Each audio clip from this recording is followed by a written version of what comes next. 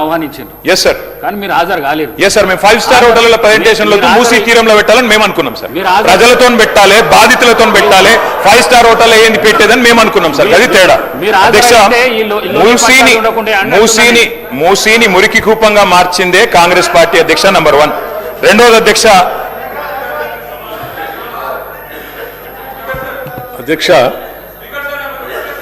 మూసీ ప్రక్షాళన, మూసీ రిజర్వేషన్ అనేది దశాబ్ద కాలం పైబడి రాష్ట్రంలో చర్చ జరుగుతుంది. మూసీ నదీ పరివాహ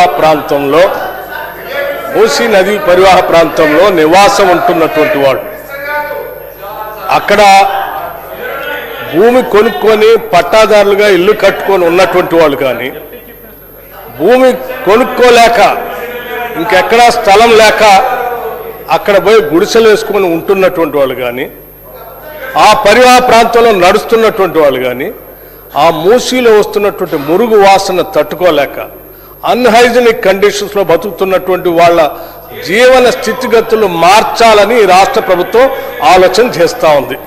నేను వారిని సూటిగా అడుగుతా ఉన్నాను, మూసీ ప్రక్షాళన చేయటానికి మీరు వ్యతిరేకిస్తున్నారా? మూసీ ప్రక్షాళన చేయొద్దని మీరు అంటున్నారా? లేకపోతే మూసీ పరివాహ ప్రాంతంలో నివాసం ఉంటున్నటువంటి పేదవాళ్ళు అత్యంత దయానీయమైనటువంటి పరిస్థితుల్లో ఉన్నారు అధ్యక్ష. అక్కడ ఉండటానికి సరైనటువంటి పరిస్థితులు లేవు. మురుగు వాసన, ఈగలు, దోమలు, అనేక రకాలైనటువంటి జబ్బులతో బాధపడుతున్నటువంటి వాళ్ళ జీవన స్థితిగతులు మార్చాలని రాష్ట్ర ప్రభుత్వం ఒక బాధ్యతతో, ఒక సామాజిక బాధ్యత ఈ నిర్ణయం తీసుకొని ముందుకు పోతా ఉంది. వద్దంటారా? చెప్పండి. వాళ్ళు అట్లాగే ఉండాలని మీరు కోరుకుంటున్నారా? వాళ్ళ జీవితాలు బాగుపడకూడదని అనుకుంటున్నారా? రాష్ట్ర ప్రభుత్వం ఏం చెప్తుంది అధ్యక్ష? ఆ పరివాహ ప్రాంతంలో ఉన్నటువంటి పేదవాళ్ళు గుడిసెలు ఏమైనా పోతా ఉంటే, ఎంతమంది గుడిసెలు పోతా ఉన్నాయో అంతమందికి లెక్క కట్టి వాళ్ళకి పట్టా ఉన్నా లేకపోయినా అదే పరివాహ ప్రాంతంలో వాళ్ళకి అపార్ట్మెంట్స్ కట్టి అక్కడ ఆ అభివృద్ధిలో వాళ్ళ భాగస్వాములు చేస్తామని రాష్ట్ర ప్రభుత్వం ఘంటాపథంగా రాష్ట్ర ముఖ్యమంత్రి అనేక సందర్భాల్లో చెప్తే కూడా ఇంకా పేదవాళ్ళ నిస్సహాయతని అడ్డంగా పెట్టుకుని ఈ రాష్ట్ర ప్రభుత్వం మార్పుకి నాంది పలుకుతూ నగరానికి మణిహారంగా మార్చాలని మూసీ నదిని తయారు చేస్తూ ఉంటే ప్రతి దానికి అడ్డుపడి పేదల జీవితాల్లో మార్పు రావద్దు, వాళ్ళ జీవన స్థితిగతులు మార్చొద్దు. రాష్ట్ర ప్రభుత్వం ఇంకొక అడుగు కూడా ముందుకు వేసింది అధ్యక్ష. కేవలం వాళ్ళకి శుభ్రం చేసి ఇల్లు ఇవ్వటం కాదు, అక్కడ నివాసం ఉంటున్నటువంటి పేదవాళ్ళ కుటుంబాల్లో ఉన్నటువంటి మహిళలందరికీ వడ్డీ లేని రుణాలు ఇచ్చి వాళ్ళు వ్యాపారస్తులుగా మార్చాలని ఆలోచన. అక్కడ నివాసం ఉంటున్నటువంటి పేదవాళ్ళ కుటుంబాల్లో ఉన్నటువంటి పిల్లలందరికీ young India integrated residential school అని చెప్పి ఇంటర్నేషనల్ స్టాండర్డ్స్ లో వాళ్ళ పిల్లలు చదువుకోవడానికి కావాల్సినటువంటి పాఠశాలలు పెట్టి నిర్మాణం చేసి ముందు మొత్తం. అది ఇవేమొద్దు, వాళ్ళు అట్లాగే ఉండాలి, అదే మురుగు కూపంలో ఉండాలి, అదే వాళ్ళ అనారోగ్యంలో బతకాలి.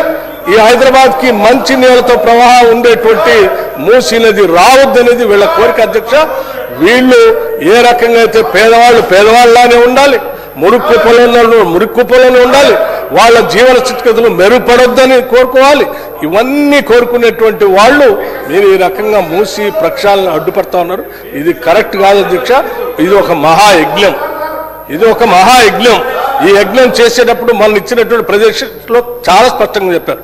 వీళ్ళు ఏమడిగారు అధ్యక్ష? మూసీ నదిలోకి వచ్చే నాళాలని శుద్ధి చేసి పంపిస్తారా లేదా మళ్ళీ మురికి కోపం వస్తారంటే చాలా స్పష్టంగా ఆ రోజు ప్రజెంటేషన్లో చెప్పారు. మూసీ నదిలోకి వచ్చే ప్రతి నాళాకి ఎస్టీపీలు పెట్టి వాటన్నిటిని శుద్ధి చేసిన తర్వాతనే ఆ నీళ్లను మూసీ నదిలో వదులుతామని చెప్పి ప్రజెంటేషన్లో చాలా స్పష్టంగా ఆ రోజు వివరించడం జరిగింది. దాని గురించి కూడా పక్కగా పట్టిస్తా ఉన్నాం అధ్యక్ష. ప్రజెంటేషన్లో ఇచ్చిన దానిపైన పబ్లిక్గా వెబ్సైట్లో కూడా పెట్టారు. అందులో ఏమైనా మీరు సలహాలు సూచనలు ఇద్దామనుకుంటే ఇవ్వండి అని చెప్పారు. అంతేకాదు అక్కడ పరివాహ ప్రాంతంలో ఉన్నటువంటి పేదవాళ్ళకి ఏమైనా ఇబ్బందులు ఉంటే వాళ్ళ ఆలోచనలు కూడా పరిగణలో తీసుకుంటుంది. వాళ్ళు ఇంతకంటే బెటర్ మెరుగైనటువంటి ఇంకేమైనా సలహాలు సూచనలు చేస్తామంటే వాటిని కూడా ఇంక్లూడ్ చేసుకొని వాటన్నిటిని అమలుపరచడం కోసమే రాష్ట్ర ప్రభుత్వం ఉంది తప్ప మీలాగా కేవలం ప్రచార ఆర్భాటం కోసం మొదలుపెట్టి ఏదో తూతూ మంత్రంగా చేసి వదిలేసేటువంటి ప్రక్రియలో ఈ ప్రభుత్వం లేదు అధ్యక్ష. చాలా స్పష్టంగా ఉస్మాన్ సాగర్ నుంచి గండిపేట దగ్గర నుంచి మొదలయ్యేటువంటి ఈ మూసీని మొదటి దశలో బాపు సరోవర్ వరకు పూజ్య మహాత్మా గాంధీ అస్థికలు ఎక్కడైతే ఆ సంగమంలో కలిపారో పాపం ఆయన అక్కడే ఉన్నాడు అధ్యక్ష. సత్యమేవ జయతే. ఆయన అందరు కోరుకునేది ఎప్పుడు కూడా ఒకటే, మనం తీసుకునే ప్రతి నిర్ణయంలో అత్యంత పేదవాడు కన్నీళ్లు మనం తూడుస్తున్నామా లేదనేటువంటి ఆలోచన చేయండి అని చెప్పాడు. అందుకే ఈరోజు మూసీ ప్రక్షాళన జరిగేటువంటి కార్యక్రమంలో భాగంగా బాపూజీ ఘాట్ని అక్కడ గాంధీ సరోవర్గా పేరు మార్చడం కాదు, ఆయన ఆలోచన చేసినట్టుగా అత్యంత పేదవాడు కన్నీళ్లు తూడుస్తూ వాళ్ళకి ఆ శుభ్రం చేసినటువంటి హైజీనిక్ కండిషన్స్ లో అభివృద్ధి చేస్తున్నటువంటి మూసీ పరివాహ ప్రాంతంలో వాళ్ళ భాగస్వాములు చేసేటువంటి ప్రక్రియ ఈరోజు రాష్ట్ర ప్రభుత్వం చేస్తా ఉంది. దీన్ని అభినందించవలసిందిగా నేను వారిని కోరుతా ఉన్నాను. ప్రభుత్వమే చెప్తున్నది డిపిఆర్ లేదు అని ఎండి గారు చెప్తారు, డిపిఆర్ ఉందని మంత్రి గారు చెప్తున్నారు. ఉంటే టేబుల్ చేయమనండి. నెంబర్ 1. నెంబర్ 2, 50 మీటర్ల బఫర్ జోన్ జీవో మీరు ఇచ్చారన్నారు. 5 కిలోమీటర్ల అవతల ఉండే హనుమాన్